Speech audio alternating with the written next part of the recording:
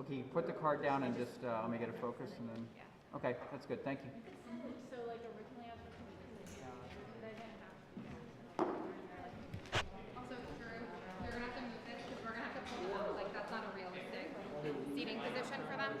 Peter. And that's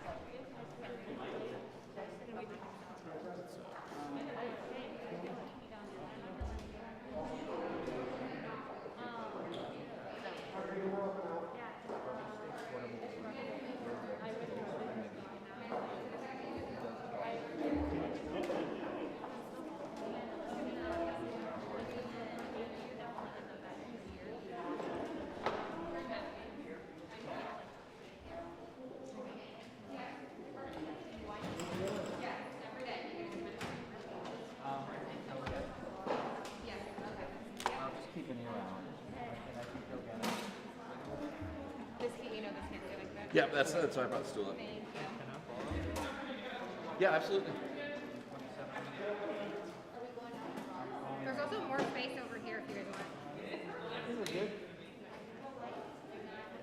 He's coming in the car door? Yes. Yep.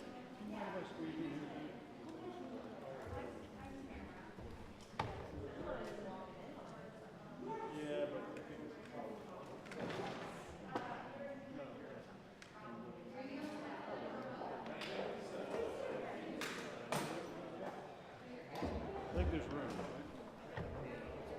Hey, so I need to check. So WCAM. Okay, first of all, if you see my head-on shot, it'll be good. Okay. That was good. I can't make it. The color temperature.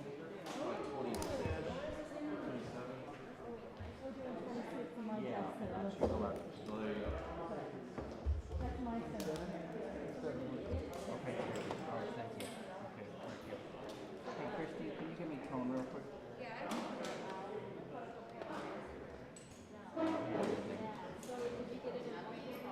Do you have anything up right now? Yeah, but I gotta listen to audio before I go far enough. You got tone up right now?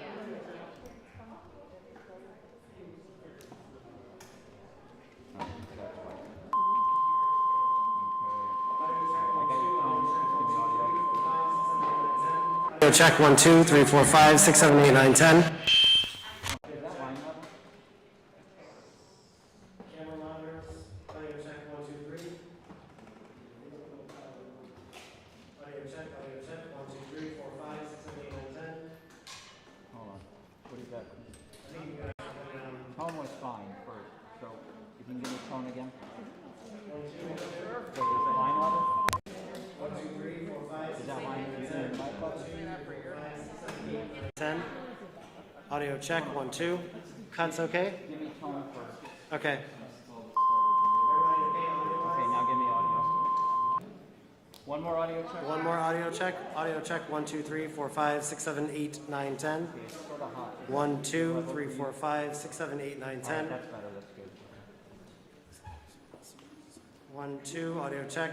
Making sure main is good to go. Audio check 1, 2, 3, 1, 2, 3. You good?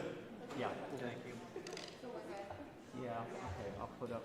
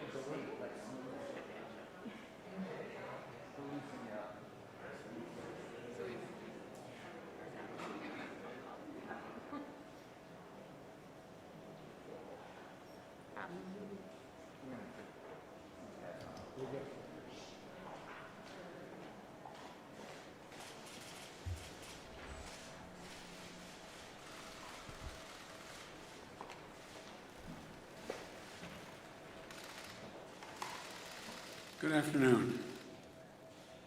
Last week I laid out what we need to do to beat the COVID-19 pandemic and the challenges posed by the Delta variant. This is a very different variant than what we've dealt with previously. It's highly transmissible and it's causing a new wave of cases. It accounts for over 80% of all COVID-19 cases in the United States today. Experts tell us that we're going to see these cases rise in the weeks ahead, a largely preventable tragedy that will get worse before it gets better. What's different about this surge from previous ones is we have the tools to prevent this rise in cases from shutting down our businesses, our schools, our society, as we saw what happened last year. While cases are on the rise, it's important to note we've not seen a comparable rise in hospitalizations or deaths in most areas of the country. That's because 165 million Americans are fully vaccinated, including 80% of the most vulnerable Americans, our seniors. The best line of defense against the Delta virus is the vaccine. It's as simple as that, period. The vaccine. I want to be crystal clear about what's happening in the country. We have a pandemic of the unvaccinated. Now, I know there's a lot of misinformation out there, so here are the facts. If you're vaccinated, you are highly unlikely to get COVID-19. And even if you do, the chances are you won't show any symptoms, and if you do, they'll most likely be very mild. Vaccinated people almost never are hospitalized with COVID-19. In fact, according to one recent study, 95% of overall COVID-19 hospitalizations are among those not fully vaccinated. And the data shows that virtually all the cases, hospitalizations and deaths due to COVID-19 are from the unvaccinated population. Last month, a study showed that over 99% of COVID-19 deaths have been among the unvaccinated people. 99%. That means if you're unvaccinated, you are much more likely to, 1, get COVID-19, 2, get hospitalized, and 3, die if you get it. This is a tragedy. People are dying and will die who don't have to die. The data is absolutely clear. As I've said, we have a pandemic of the unvaccinated. Think of it this way. 191 million Americans have gotten at least one shot, including 70% of adults over the age of 18. 165 million Americans are fully vaccinated, but about 90 million Americans are eligible for vaccines and still haven't gotten their first shot. Now, I think there's a clear link between the lowest vaccinated, I don't think actually, the lowest vaccinated states and the states with the highest case rates. This past week, the most vaccinated state in America, Vermont, has seen just 5 new cases, 5 per day of COVID-19 for every 100,000 people who live in that state. That means on any given day, only 30 people in the entire state of Vermont got COVID-19. Nearby Maine, which has vaccinated almost 80% of their adults, has seen just 6 new cases per 100,000. But the state with the lowest vaccination rates are seeing 10 to 20 times as many new cases per 100,000 people. It's moving like wildfire through the unvaccinated community. And it's heartbreaking, particularly because it's preventable. That's why we're doing everything we can to get more people vaccinated. And we're seeing real results. In the past 2 weeks, we've seen a 55% increase in the average number of new people getting vaccinated every day.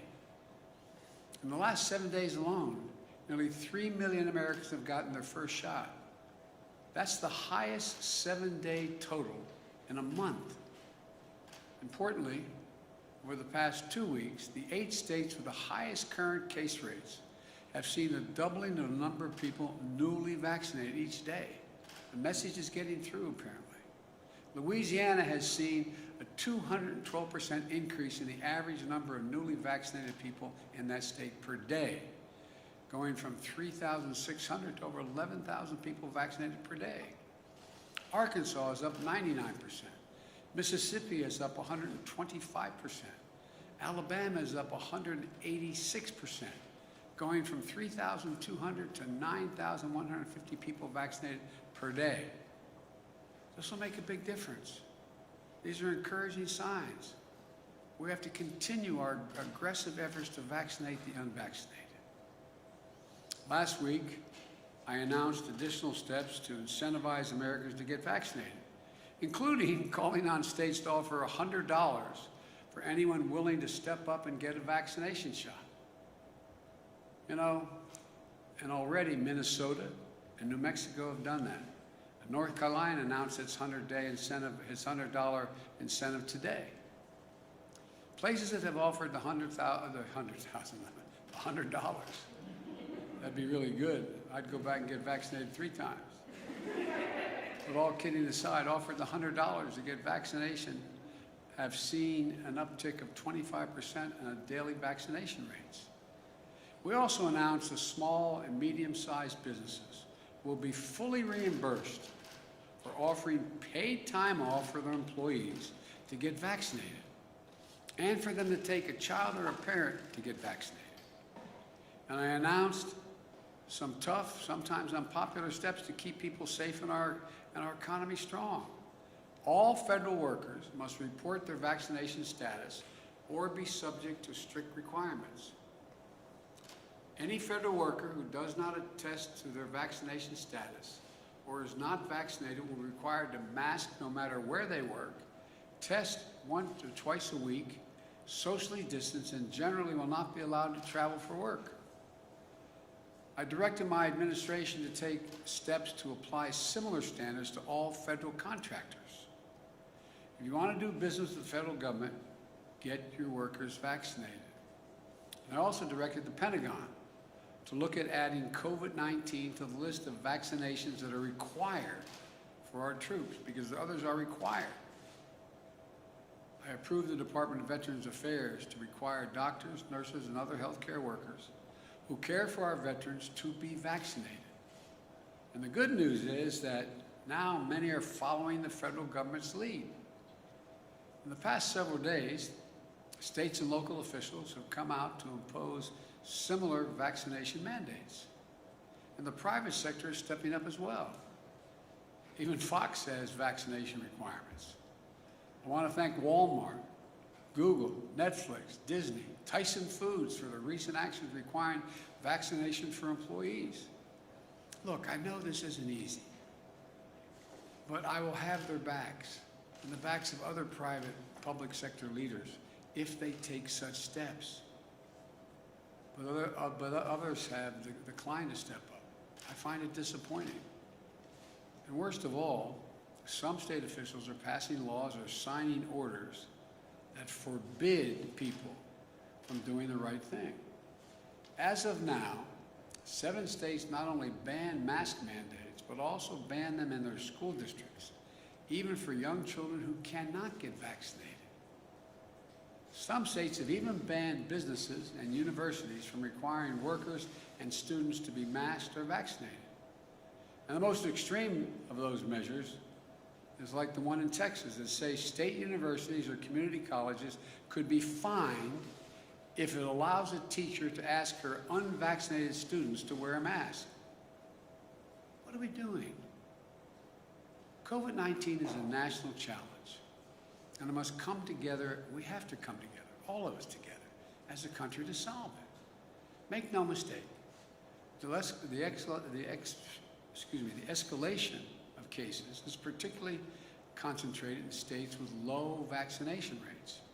Just 2 states, Florida and Texas, account for 1/3 of all new COVID-19 cases in the entire country. Just 2 states. Look, we need leadership from everyone. If some governors aren't willing to do the right thing to beat this pandemic, then they should allow businesses and universities who want to do the right thing to be able to do it. I say to these governors, please help. But if you aren't going to help, at least get out of the way of the people who are trying to do the right thing. Use your power to save lives. I I've made it our first and top priority to have a vaccine available for every single American from the day I got elected. That was my priority.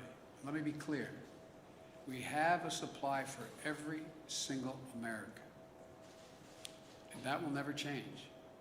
At the same time, it's also in our national interest to share some of our vaccines with the world, which gets me to the second thing I want to discuss today. From the beginning of my presidency, I've been very clear-eyed that we need to attack this virus globally, not just at home, because it's in America's self-interest to do so. The virus knows no boundaries. You can't build a wall high enough to keep it out.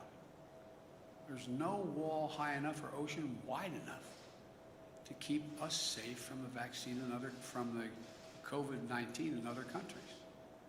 In fact, just like the original virus that caused COVID-19, the Delta variant came from abroad.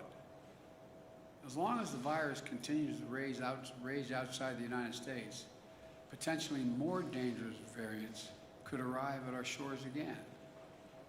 We know that COVID-19 in other countries stifles economic growth, disrupts supply chains, risks instability and weakness of governments. And as we've seen in the United States, the key to growing economies is to vaccinate people.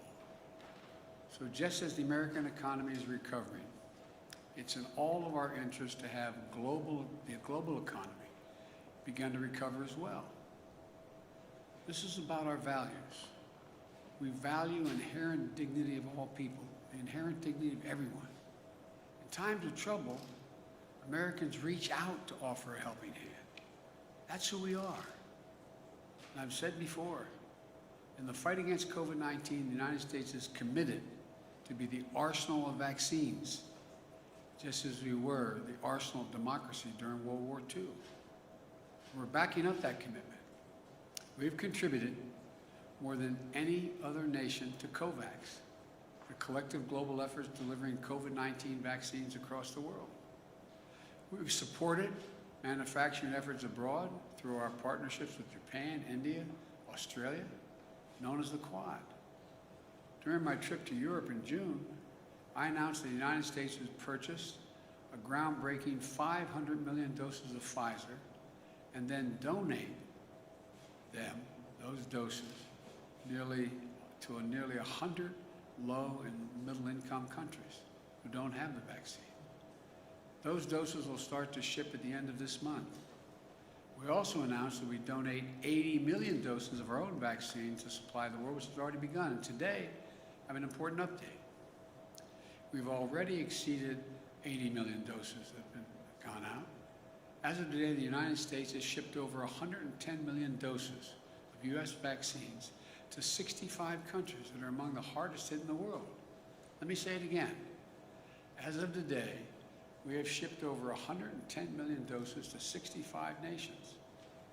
According to the United Nations, this is more than the donations of all 24 countries that have donated any vaccine to other countries, including China and Russia, all those nations combined. These vaccine donations from America are free. We're not selling them. There are no demands, no conditions, no coercion attached. And there's no favoritism and no strings attached. We're doing this to save lives and to end this pandemic. That's it. In fact, we're donating vaccines to countries that have real issues we have real issues with. And we'll continue to give tens of millions of the doses away across the summer and work to increase U.S. manufacturing and manufacturing of vaccines around the world as well. And it's not just vaccines. We're continuing to provide countries in need with more testing, protective equipment, and personnel to stem the surge of the virus. We've done it in India and elsewhere. Let me close with this. I've said before, in the race for the 21st century between democracy and autocracies, we need to prove that democracies can deliver. And the democracies of the world are looking to America to lead again in two ways. First, to demonstrate we can control this virus at home. And second, to show we can help address it around the world.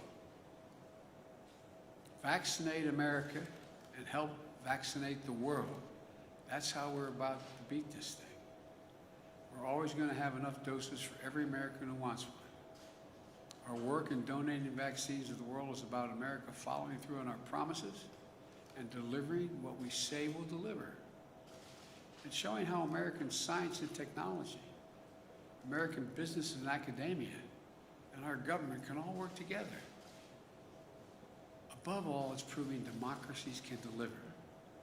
And yet again, that America is back leading the world, not by the example of our power, but by the power of our example. We still have a lot of work to do. So if you're unvaccinated, please, please, please get the shot. But just don't take it from me. Just read the news. Listen to the voices of the unvaccinated patients in the hospital. They're spending the most powerful message to their families and everyone around the world. A powerful message to everybody. As they're lying in bed, many dying from COVID-19, they're asking, Doc, can I get the vaccine? The doctors have to look them in the eye and say, no, sorry, it's too late. Right now, too many people are dying, or watching a loved one dying and saying, if I just got vaccinated, if I just. Folks, this isn't about politics. The virus doesn't care if you're a Democrat or Republican. This is about life and death. Life and death. I can't say it any more plainly than this. The vaccine saves lives, and it could save yours or your child's. You know, I know we can do this. We're the United States of America. We're prepared like never before. We have the tools and the resources to save lives at home and around the world. This is who we are. This is what we do. This is why there's no nation like us on earth. God bless you all, and may God protect our troops. Now it takes a few questions. Mr. President, I have a question for you on coronavirus, but first I'd like to start with the news of the day, given back in March you said that if the investigation confirmed the allegations against Governor Cuomo, then he should resign. So will you now call on him to resign, given the investigators said the 11 women were credible? I stand by that statement. Are you now calling on him to resign? Yes. And if he doesn't resign, do you believe he should be impeached and removed from office? Let's take one thing at a time here. I think he should resign. I understand that the state legislature may decide to impeach. I don't know that for a fact. I've not read all that data. And he's using a photo of you embracing him in his self-defense to say that these are commonplace kind of embraces that he made and the allegations against him. Do you condone that? Look, I'm not going to fly-spec this. I'm sure there are some embraces that were totally innocent. But apparently the Attorney General decided there were things that weren't. And on coronavirus, if I could ask you a question about the evictions. Why don't you come up and make the platform? No, thank you. On the evictions and the moratorium that lapsed on Saturday night, what is your strategy to prevent potentially millions of people from being evicted from their homes, given what we are told your administration is considering a targeted moratorium is likely to face legal challenges? Any call for moratorium based on the Supreme Court recent decision is likely to face obstacles.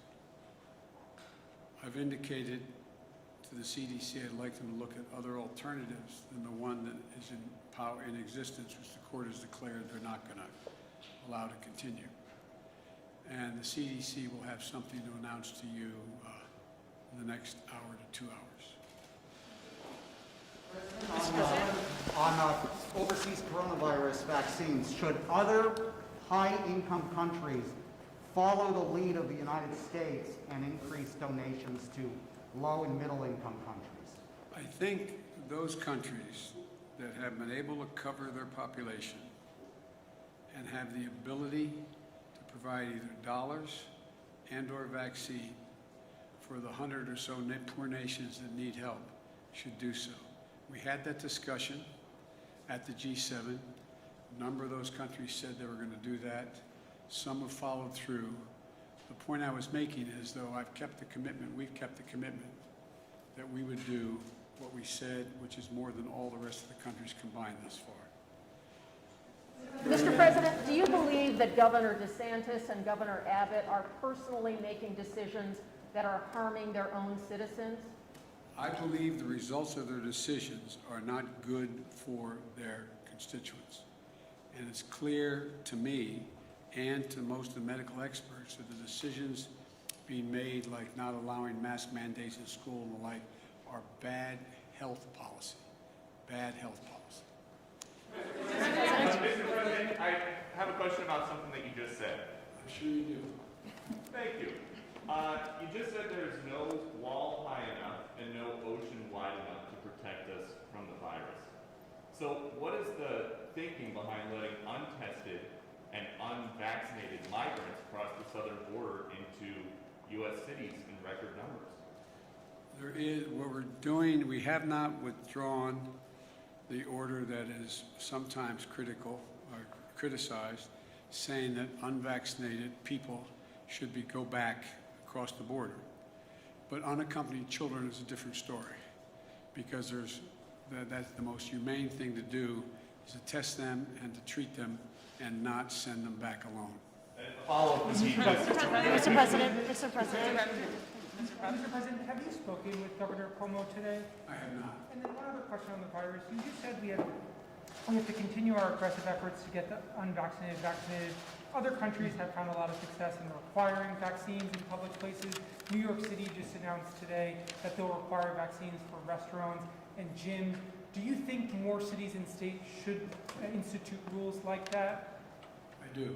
And are you going to publicly call on them? Should they institute a vaccine passport type system, or it's up to each city and state to figure that out on their own? I'm sorry, what did you say? Do you think that they should institute a vaccine passport type system or some sort of verification to use public spaces?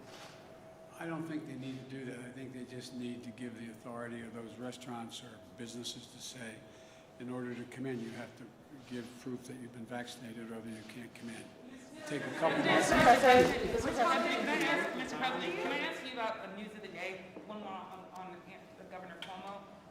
You're calling for him to resign now. My question is, do you think he should be prosecuted? And what is your message to the women who have now accused him of sexually harassing them and abusing them?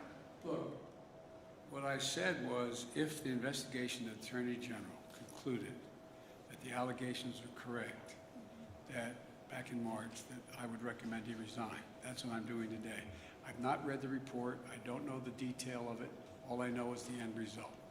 Mr. President, one other question on COVID, if I could, really quickly. It's the eviction moratorium. Can you explain a little bit more why it took so long to have a possible eviction moratorium be put into place? There were people, this expired on Saturday. I'm wondering, there are folks who are saying it took too long for this to happen. Well, look, the courts made it clear that the existing moratorium was not constitutional. It wouldn't stand. And they made that clear back in, I guess, July 15th or July 18th. In the meantime, what I've been pushing for and calling for is we have billions of dollars that we've given to states to provide for rent and utilities for those people who can't afford to stay in their homes because they can't, in an apartment, they can't pay their rent. And so we're urging them to distribute those funds to the landlords. I believe that would take care of the vast majority of what needs to be done to keep people in their apartments now. And so that's what we're working on. Some states have done it and some communities have, but they have not.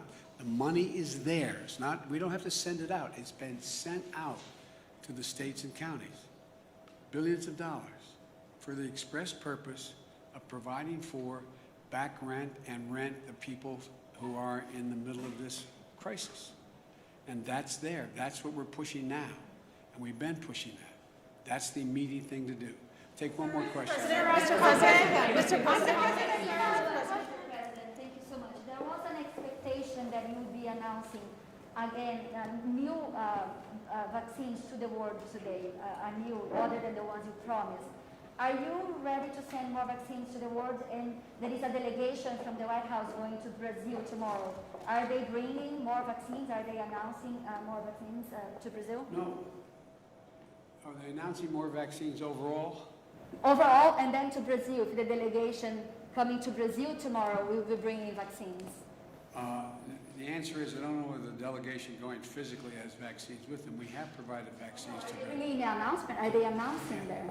Well, no. There's a need for several billion doses around the world. We have committed to over 500 million doses, and we're trying to provide for more and provide for the capacity of countries like India to be able to produce the vaccine themselves. And we're helping them do that. That's what we're doing now. And we're trying to, and by the way, it's free. We're not charging anybody anything. And we're trying to do as much as we possibly can. Thank you.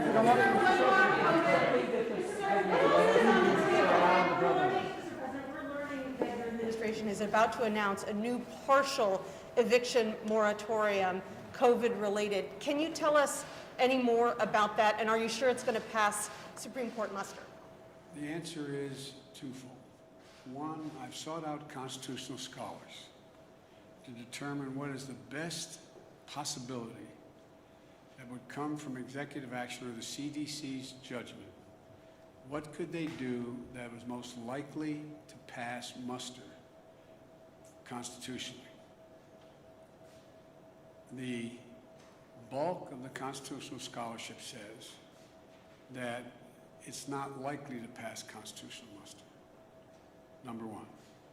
But there are several key scholars who think that it may, and it's worth the effort. But the present, you could not, the court's already ruled on the present eviction moratorium. So I think what you're going to see, and I want to make it clear. I told you I would not tell the Justice Department or the medical experts, the scientists, what they should say or do. So I don't want to get ahead. The CDC has to make this. I asked the CDC to go back and consider other options that may be available to them. You're going to hear from them what those other options are. I have been informed they're about to make a judgment as to potential other options. Whether that option will pass constitutional measure with this administration, I can't tell you. I don't know. There are a few scholars who say it will, and others who say it's not likely to. But at a minimum, by the time it gets litigated, it will probably give some additional time while we're getting that $45 billion out to people who are, in fact, behind in the rent and don't have the money. That's why it was passed in the act that we passed in the beginning of my administration, and it went to the states. We were under the impression that the states were moving this money out relatively rapidly. So, for example, if I'm in an apartment, if you're in an apartment, and you're behind on 4 or 5 months rent, and let's say your rent is $2,000 a month, I'm just making this up out of the blue, and you're behind, you need $10,000 to catch up. Hardly anybody has that $10,000. But there's money that the states have that can give to the landlord that $10,000 to the back rent. The future rent, it's unlikely, at least the hope is, since they have been made whole to that point, that they'd be inclined, because the economy is growing, inclined not to throw someone out in the street, keep that person, no guarantee, keep that person in the apartment, keep the kids in the same school district, and count on being able to have the opportunity for that person to be able, who may now be employed, to pay their rent. But in the meantime, I've asked that, is there any safety valve we can put in? And it's the one I explained to you. Again, CDC will announce that and the details of exactly how it works. I'm not telling, I told them I want them to take a look. I didn't tell them what they had to do. And my hope is it's going to be a new moratorium that in some way, and I'm not going to announce it now, let them announce it, in some way covers close to 90% of the American people who are renters. And so that's all I can tell you now. Thank you very much. What's the difference? Because it's a, let them explain that to you, okay? I don't want to get too far. Thank you. President, is COVAX doing enough to get shots in arms?